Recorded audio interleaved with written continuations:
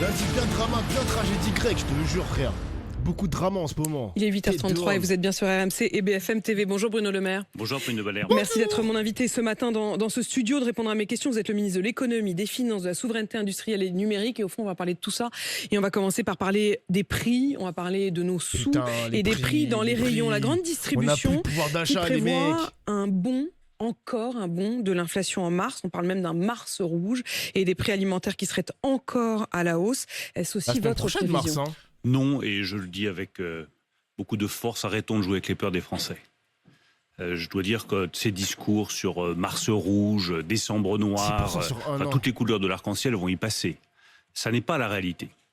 On nous dit depuis septembre-octobre dernier, il va y avoir une récession en France et une explosion du chômage. Bon, voilà ce que nous disaient les prévisionnistes et des gens soi-disant avisés. Un paquet Je de dis jours à depuis 7 euros. septembre-octobre que nous aurons une croissance positive en 2023 et que le chômage continuera à refluer.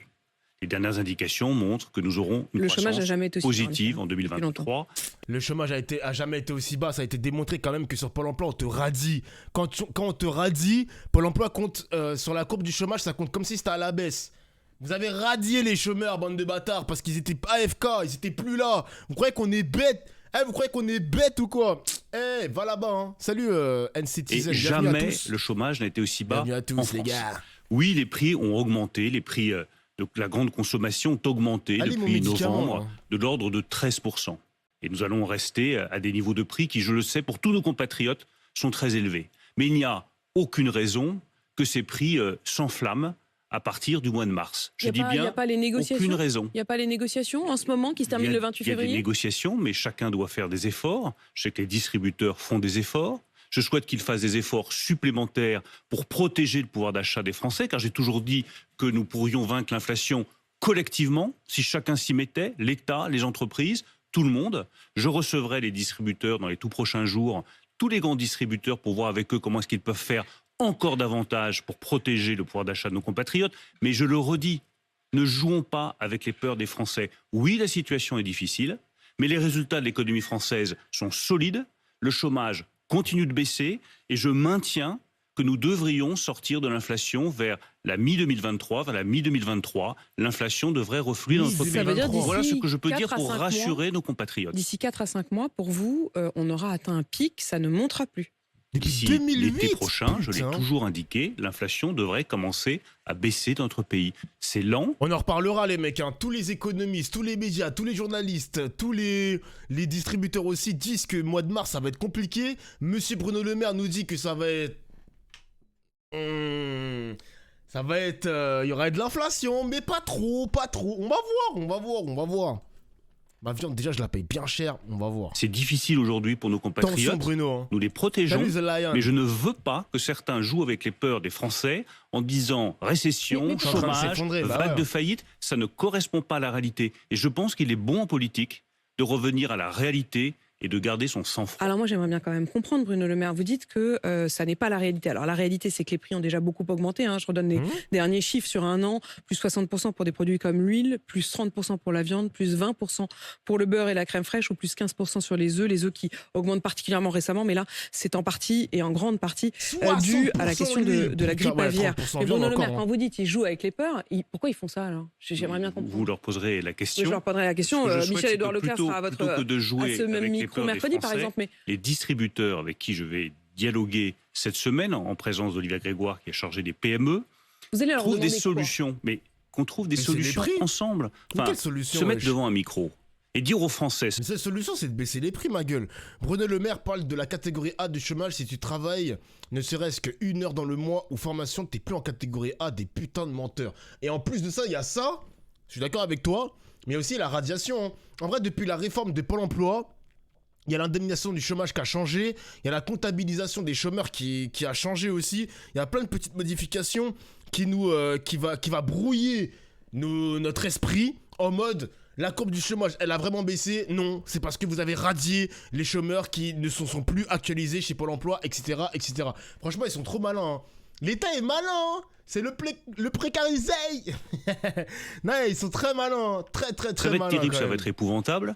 Ça ne fait pas avancer beaucoup les choses. Se mettre autour d'une table et chercher des solutions pour que l'impact de cette inflation, que je ne nie pas, je vous dis 13% d'augmentation, c'est beaucoup. Je fais mes courses. Je vois bien ce que ça coûte aujourd'hui l'alimentation. Quand on a, évidemment, je fais mes courses chaque semaine. J'ai 4 enfants, j'ai une famille. Bien sûr, mais il faut vous bien êtes que je la ministre, nourrisse. on s'imagine souvent toute personne qui habite près de chez moi pourra témoigner que le samedi ou le dimanche, dès que j'ai le temps, je vais faire mes courses. Mais c'est pas Il fait ses courses, lui. Il n'y a pas un mec à sa place pour faire ses courses. Ah bon?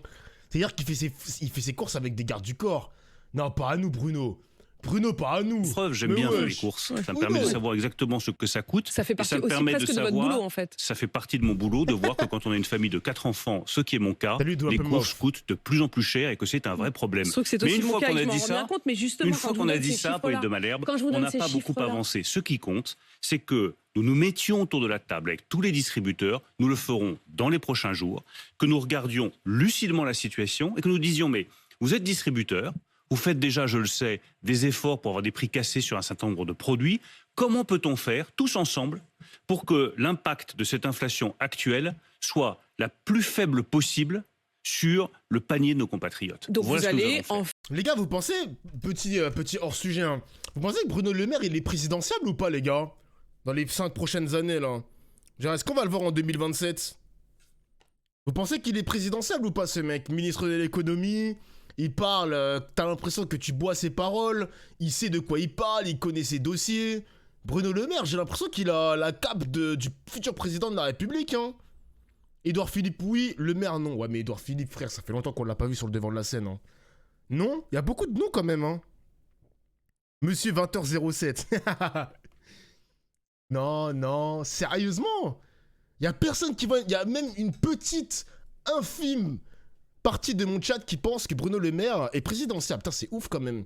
Moi, je pense qu'il va vouloir briguer un mandat, les mecs, hein. Je pense qu'il est présidentiable, en vrai de vrai. Enfin, réussir à faire ce fameux panier anti-inflation. Ils vous ont devancé. Je vais vous dire, je ne sais pas si ce sera un panier anti-inflation.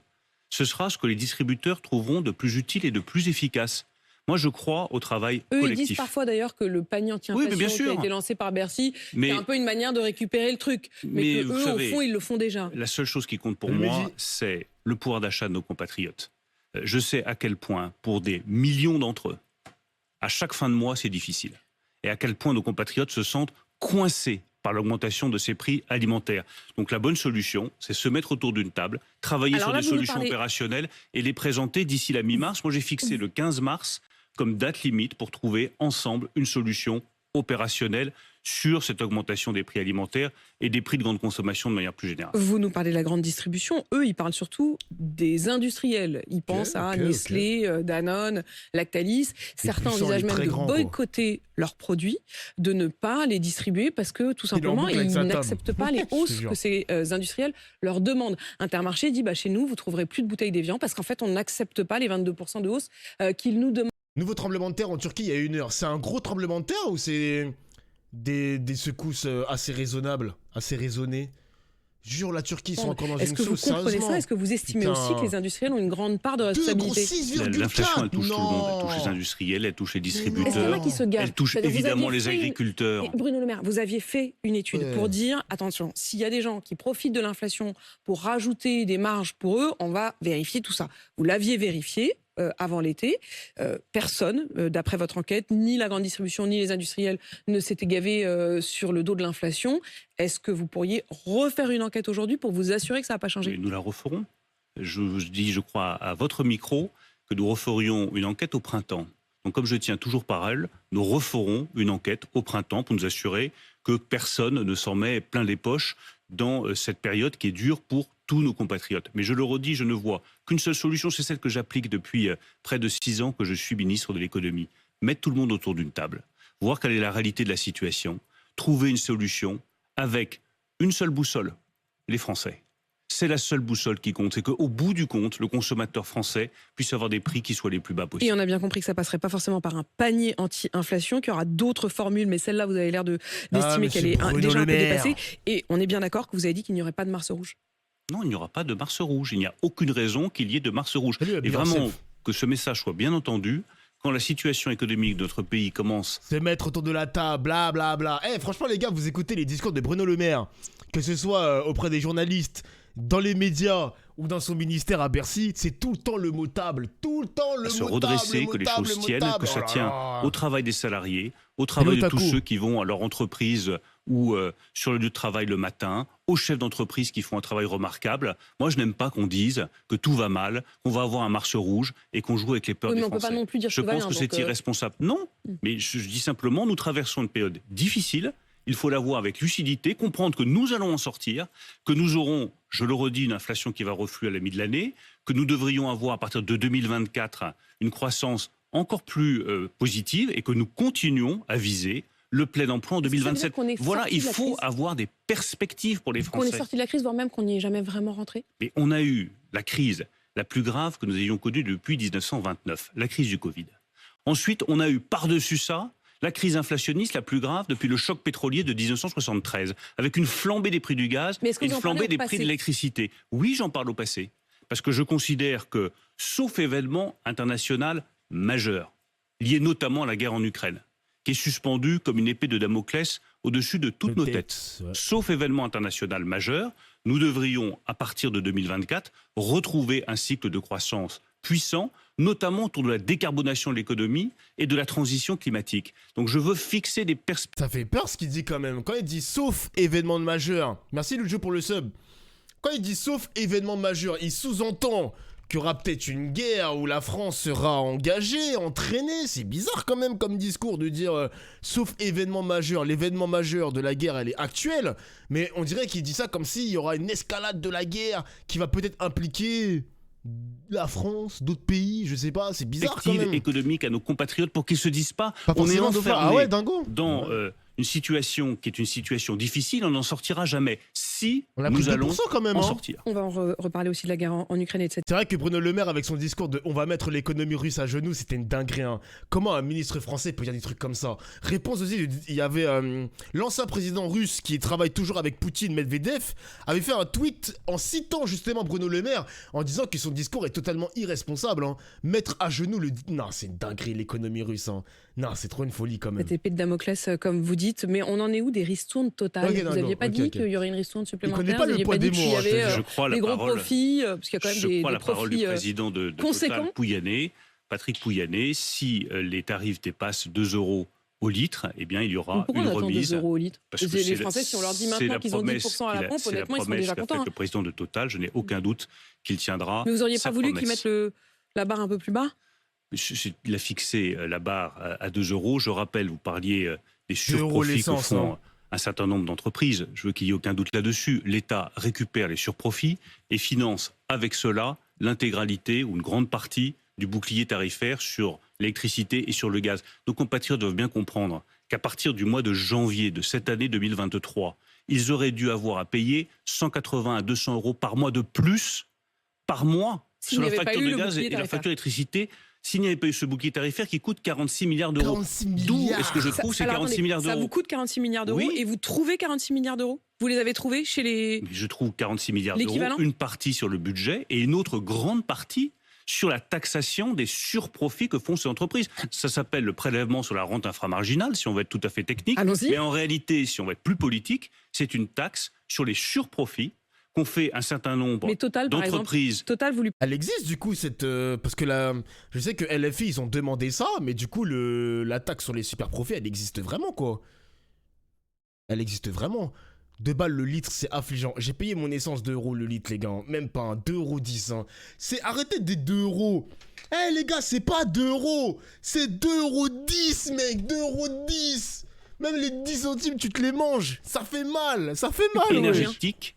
Mais Total, on lui prend tout ce qu'ils font comme bénéfice sur le raffinage, c'est-à-dire sur leur activité. C'est plusieurs centaines de millions d'euros qui participent au financement du bouclier énergétique.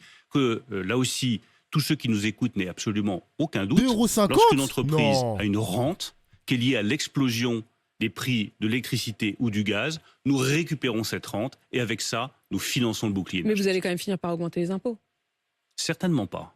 Alors si je vous pose cette question comme ça, c'est parce qu'il y en a un qui quand même connaît bien ces systèmes d'impôts. C'est l'ancien président de la République. Il a été aux manettes, il a tout tiré, les ficelles. Et en plus, il a été à la Cour des comptes. Et lui, il dit, il n'y a aucun doute, à un moment, vous ne pourrez pas éviter une hausse des impôts. Voilà ce qu'a dit François Hollande hier. Mais c'est fou de persévérer dans ces erreurs à ce point-là. enfin l'augmentation des impôts, c'est ce qu'on a essayé depuis les années 80. C'est ce qu'a fait François Hollande. Le résultat, c'est que c'est un échec économique, c'est un échec sur le front du chômage. Et au bout du compte, c'est un appauvrissement généralisé de notre économie. En fait, nous avons essayé. Ce que vous voulez dire, c'est que François Hollande projette sur vous ce qu'il aurait fait lui, c'est ça? Je sais pas, lui, il en a tiré les conséquences, puisqu'il a augmenté massivement les impôts, il n'a pas pu se représenter comme président de la République. Emmanuel Macron a baissé les impôts, il a été réélu comme président de la République. C'est peut-être toute la différence entre une politique qui échoue et une politique qui marche. Nous, notre politique économique de baisse des impôts, elle nous a permis de créer 1,6 million d'emplois. Pire exemple, hein. Elle nous a permis de redresser l'économie française. Elle nous a permis, pour la première fois depuis 20 ans, d'avoir plus d'usines qui ouvrent que d'usines qui ferment, parce que les impôts de production, ça pèse terriblement sur l'industrie française. Elle nous a permis d'avoir, aujourd'hui, en 2023, une croissance qui est positive. Notre politique économique de baisse des impôts donne des résultats économiques. Elle a permis la réélection d'Emmanuel Macron, et je pense que c'est la bonne pour le pays. Au passage, même pour les finances publiques, c'est bon. Quand vous baissez le taux d'impôt sur les sociétés de 33,3 à 25%, vous n'avez pas moins de recettes fiscales, vous en avez plus. Pourquoi ? C'est vrai que c'est difficile d'imaginer Mais non, c'est très simple on arrive de à faire comprendre. plus Mais avec parce que moins. vous avez ouvert des entreprises, parce que vous avez relancé l'industrie, parce que vous avez créé des emplois. C'est ce que n'a toujours pas compris François Hollande, qui reste visiblement dans l'idéologie des années 80, là où nous, avec le président de la République, nous voulons construire l'économie du 21e siècle. François Hollande, il dit hier, face à l'ampleur des investissements engagés, notamment dans la transition écologique pour la réindustrialisation, le gouvernement n'aura guère d'autre alternative que d'augmenter les prélèvements obligatoires. Lui, il dit carrément, François Hollande, qu'il faudrait une taxation des superprofits, voire même une augmentation de la TVA. Et puis ensuite, il vous cible, vous, Bruno Le Maire, puisqu'il parle de vous. Il dit, je ne vois pas où le ministre, en l'occurrence le ministre de l'économie, qui a utilisé le quoi qu'il en coûte jusqu'à l'épuisement pourrait réaliser rapidement des économies dans la sphère de l'État, puisque vous aviez engagé la semaine dernière un nouveau chantier de réduction des dépenses. Il dit que c'est impossible. Non, mais je suis très heureux d'être visé par un ancien président de la République, mais je le redis, sa politique a échoué. La nôtre réussit. Et des augmentations d'impôts, il en est hors de question. J'ai toujours indiqué, et le président de la République a été très clair également, que cela ne faisait pas partie de nos options. Pourquoi ? Parce que la baisse des impôts crée de l'activité économique, crée des emplois et nous permet d'avoir la croissance qui finance la transition écologique. Et effectivement, vous avez deux possibilités pour financer la transition écologique. La première qui consiste à augmenter les impôts sur les Français. Il me semble qu'il y a un problème de pouvoir d'achat aujourd'hui. Ou à augmenter les impôts sur nos entreprises. Il me semble qu'on a toujours un problème de compétitivité et qu'il faut continuer à essayer de le régler. Cette politique-là est vouée à l'échec. Et c'est quoi donc ? Et il y a une autre politique qui est celle que nous menons. L'autosatisfaction du gouvernement, c'est trop. Après, Natsu, je vais pas te mentir, hein, Bruno Le Maire, il va pas venir au micro d'Apolline de Malherbe devant 1 million de personnes et dire ça se passe mal, franchement, on doit changer notre curseur, on doit changer notre politique, c'est pas possible, on peut pas continuer comme ça. Non, t'es ouf. Il est obligé de même pas forcément arrondir les ongles, parce que lui, parce que lui, il est convaincu vraiment qu'il y a une croissance économique de la France, et comme c'est lui qui voit les chiffres, etc., soit c'est le plus grand menteur de la planète, soit on est dans une époque, dans un semestre où vraiment on est bien, quoi. Genre les chiffres sont bons. Je sais pas, il défend son travail, évidemment, les mecs, il défend son job, il défend son business, il défend la politique de Macron. C'est de la politique, hein, c'est comme ça, les gars. Persévérance depuis 6 ans. Qui a permis à la France d'être la nation la plus attractive pour les investissements étrangers, qui permet à la France de s'approcher du plein emploi et qui fait de la France l'une des nations qui réussit le mieux du point de vue économique. C'est celle qui consiste à créer de l'activité, de la richesse, de la prospérité, en arrêtant de retirer aux Français l'argent de leur travail et en arrêtant de plomber la compétitivité de nos entreprises, notamment industrielles, avec toujours plus d'impôts. Il y a des faillites en chaîne quand même ces derniers jours. Mais il y a des faillites en chaîne, notamment Sand Marina, Camailleux, Gosport. On sent que Gap est sur la sellette. 26 magasins de Galeries Lafayette. Ne jouez pas vous non plus au Mars Rouge. Nous retrouvons la normale. Mais ça vous paraît normal ? Nous retrouvons la normale des chiffres de faillite. Nous avons 55 000 faillites. Le fait qu'il y ait une augmentation des faillites n'est qu'un retour, en fait. Mais c'est un retour à la normale de ce que nous avons toujours connu depuis des années, c'est-à-dire environ 55 000 faillites par an en France. Il y en a eu beaucoup moins. Parce que le Covid... Il y en a eu beaucoup moins quand nous avons protégé avec la politique du quoi qu'il en coûte, qui a sauvé des millions d'entreprises, des millions de salariés et des milliers d'entreprises.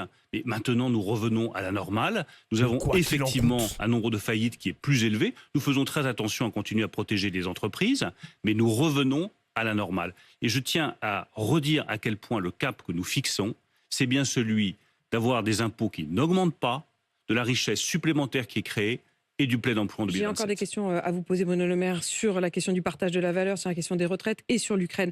Sur le partage de la valeur, le patron des patrons, Geoffroy Roux de Bézieux, redoute que vous ne respectiez pas l'accord qu'il est en train de finaliser avec les syndicats. Il est assez ferme là-dessus. Il a l'air de dire que vous voudriez l'entourlouper. Est-ce que ce sera le cas ou est-ce que vous pouvez vous engager ce matin à respecter l'accord tel qu'il sera décidé entre eux? On n'entourloupe personne et quand il y a un bon accord, je pense qu'il est bon de respecter un bon accord. C'est un bon accord et je dirais même que cet accord qui a été conclu par les partenaires sociaux est une avancée majeure. Là aussi, pour nos compatriotes, qui est ma seule obsession. Et des primes de partage de la valeur. Parce qu'aujourd'hui, le partage de la valeur bénéficie d'abord aux entreprises les plus grandes. 80% des salariés des grandes entreprises ont un accord d'intéressement, de participation ou des primes. 20% seulement des salariés des PME y ont droit. Et l'avancée historique, je pèse mes termes, l'avancée historique de cet accord entre les partenaires sociaux, c'est de rendre obligatoire pour toute PME qui a fait des profits importants au cours des 3 dernières années, soit un accord d'intéressement, soit un accord de participation, soit le versement d'une prime défiscalisée. Donc vous vous engagez à respecter cet accord? Nous respecterons cet accord, qui est un bon accord, et qui est même historique pour tous les salariés des PME, parce que pour tous nos compatriotes qui travaillent dans une PME, qui sont salariés dans une PME, et qui n'ont pas droit à ce partage de la valeur, bien s'ils appartiennent à ces entreprises, ils auront droit à un des dispositifs de partage de la valeur. Et comme je crois profondément au travail, et au travail qui paye bien, c'est une vraie avancée. Bruno Le Maire, le débat sur les retraites à l'Assemblée, ça s'est terminé vendredi à minuit, et ça a donné ça.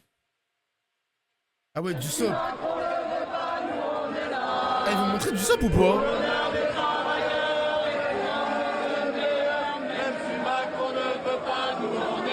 C'est le bordel. Ça, c'est à minuit, vendredi, notamment les députés LFI qui est notamment le slogan dans les manifestations. De l'autre côté, sur les bancs de la majorité du gouvernement et même de ses alliés, il y avait la Marseillaise pour y répondre. Ça a été un chaos absolument général. Est-ce que vous diriez, comme François Hollande, que c'était un gâchis? Est-ce que là-dessus, vous seriez d'accord avec François Hollande? Oui, là-dessus, je serais d'accord. C'est plus qu'un gâchis, c'est pathétique. C'est pathétique. Mais vous ce en prenez débat. peut-être votre part aussi, quand même? Non, absolument pas. Non. Nous avons voulu, avec Olivier Dussopt, avec la majorité, avec la Première ministre, mener un débat de fond sur l'avenir du régime de retraite par répartition. Olivier Dussopt qui a pleuré, Nous avons eu droit soit au silence du Rassemblement national, qui n'est jamais sorti du bois, qui s'est caché, qui s'est planqué. Mais quand on fait de la politique, on ne se planque pas. On avance à visage découvert, on défend ses positions. Jure, il a mis un petit tacle à Marine Le Pen, là, droit au silence et tout. Ils étaient silencieux, ils se sont planqués. Le Rassemblement national s'est planqué. Est-ce que Marine et va de l'autre répondre? côté, vous avez eu la France Insoumise, TPMP, qui a vociféré pendant 2 semaines, qui a menacé directement le ministre du Travail, Olivier Dussopt. Tout ça est pathétique, tout ça est lamentable. Et tout cela montre des oppositions totalement irresponsables, qui ne voient pas que l'enjeu, c'est pas simplement le régime des retraites, c'est que soit nous travaillons tous collectivement davantage, et chacun d'entre nous doit entendre cela, soit la France va s'appauvrir, soit nos enfants s'appauvriront, soit nos petits-enfants s'appauvriront, soit nous rétablissons les comptes publics, soit nous rétablissons les comptes publics dans les mois qui viennent, parce que nous revenons, comme je l'ai dit, à une situation économique normale, soit nous allons payer des taux d'intérêt toujours plus élevés, et nous aurons une charge de la dette toujours plus élevée. Soit nous nous engageons à réindustrialiser. J'entends votre question et je vais y répondre. Je veux juste qu'on mette ce matin les points sur les i sur la situation de la France. Soit la France, collectivement, travaille davantage, soit nous nous appauvrirons. La preuve en est, une fois encore, les propositions qui ont été faites par la France Insoumise. Augmenter les cotisations des entreprises, c'est quoi? C'est appauvrir les entreprises. C'est provoquer des faillites dont vous parlez. Soit vous augmentez les cotisations sur les salariés, c'est appauvrir les salariés, et c'est menacer le pouvoir d'achat de ceux qui travaillent et qui ont un salaire. Mettons les points sur les i. Je suis stupéfait de l'irresponsabilité des oppositions qui ne voient pas la réalité, qui ne savent pas ce que c'est qu'une dette, qui ne savent pas ce que c'est qu'un déficit, qui ne savent pas ce que c'est qu'une entreprise, qui ne savent pas ce que c'est qu'un entrepreneur qui doit payer ses salariés, et on a parfois le sentiment qu'ils ne savent même pas, y compris ceux qui défendent, soi-disant les plus pauvres, soi-disant les plus modestes, ça les dérange pas de leur retirer 400 balles de cotisation par an pour payer le financement des régimes de retraite. Qu'est-ce que vous diriez dans Laurent Berger? Vous diriez je vous parle des oppositions politiques. Oui, enfin, c'est le mais je vous parle, je pèse mes mots, je vous parle des oppositions politiques. Ce n'est pas des ennemis, ce sont des adversaires. Mais la politique, c'est la réalité. Et la réalité se venge contre vous quand vous la méprisez. J'accuse les oppositions, Rassemblement national comme la France insoumise, de mépriser les réalités. Ces réalités se vengeront contre nous si nous n'en tenons pas compte. Et je pense que c'est l'honneur de la majorité. Ça prononce jamais le LR. Hein. Vous voyez, hein, LR, la béquille du gouvernement. Jamais le LR est prononcé. De la hein. majorité. Jamais. Les ministres qui ont défendu ce texte. D'avoir voulu mettre tcha. l'ensemble des oppositions face à leurs responsabilités et montrer la réalité des choses à nos compatriotes. Bruno Le Maire, le ministre de l'économie, vous nous dites donc ce matin qu'il n'y aura pas de Mars rouge, sauf s'il y a un drame avec cette épée de Damoclès. J'avoue que j'ai quand même une dernière question. Qu'est-ce qui pourrait arriver de pire en Ukraine? Il y a encore une épée de Damoclès. Il s'est fait virer en plus. L'épée de Damoclès, c'est l'extension du conflit. L'extension du conflit jusqu'à nos portes, bien sûr, voire même au-delà. 8h53, Bruno Le Maire, ministre de l'économie sur RMC.